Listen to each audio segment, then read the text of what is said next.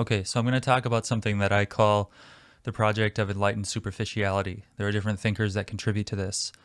One of them is Nietzsche, and one of them is Stirner. Both sort of talk about getting past ideas. And I guess Richard Rorty kind of plays into that too, because he does this therapeutic thing where he's trying to unphilosophize us and get us to take that thinking less seriously.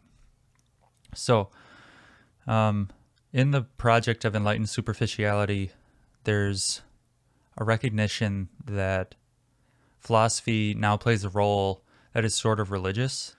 There's a commitment to everything that's just here without reference to things beyond and being willing to accept experience that way. So I think part of that is that it's an empiricist program and it's not rational. So like the rationalism is tempered. It's a part of life, but it doesn't have the unlimited power to attain truth that is normally attributed to it.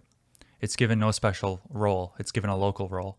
Whereas empiricism is then given as something that interpenetrates everything and therefore has an unlimited role because everything is ultimately experience. And even when you make references logically with thoughts to things outside of your experience, and those inform how you think during the experience, those are ultimately, subservient to what's going on. And I guess what that means is every person's going to have a gradient or a gradation of what counts as being religious or pseudo-religious or not. So, some people will bracket some factors of the imagination as completely made up and pay no attention to them, but others will use those because they're functional in experience. And that's where something like psychology or psychotherapy plays a role, because what shows up for you is ultimately real. And what can be called real is only what is experienced. I don't think there's any meaning in saying I'm making a thought reference to something prior to experience, which causes my experience, and that is the most real. A term like real is something that only matters to agents or beings who are alive. And if we find that our terminology only matters to us because we're alive, then it's inappropriate to give ultimate meaning to things outside of our experience, because the terms are for us. They're not for anything else. And I don't know what securing a statement or proposition about the world would do except for be useful. And even people who say, I want to find the truth about something, well, they're implying it would be better to do that. It would be better. Every person is making a recommendation about what would be better to do. And I just think some people go too far in thinking that truth is going to be this ultimate palliative. And then once you have it, it seems they believe they're going to be spiritually satisfied. So it's like, at bottom, philosophy is a religious enterprise. And some people choose to be therapeutic in the face of that and say, hey, there's nothing beyond for us to attain. There's just the here and now.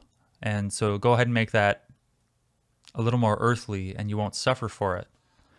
I think if you spend some time with philosophy, you get a little jaded about the potential of it, because you see that everything that gets set up and is seen to be true or real is ultimately something you fabricated. You built up the structure. You decided to leave out these parts.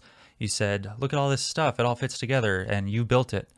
And the smallest thing can enter in and topple it over. And so the whole thing's a house of cards. I do know I've spent a lot of hours in this just hellscape of trying to find something, and it just never worked out. But a person's life and what shows up for them and what is superficially interesting to them, just these banal details of their lives or the things that just come up to them as being interesting, that banality has been talked about by a lot of philosophers. Nietzsche, Heidegger, Sartre.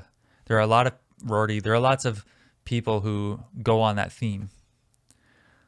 And it's worth exploring, I think, because every person has to come up with what they consider an acceptable territory for their lives to live through. And you have to sort of tinker with characteristics of that to make it bearable. For a lot of people, it's going to involve the move to translucency and less identification. It doesn't mean that's the ultimate thing, but I think it usually involves that.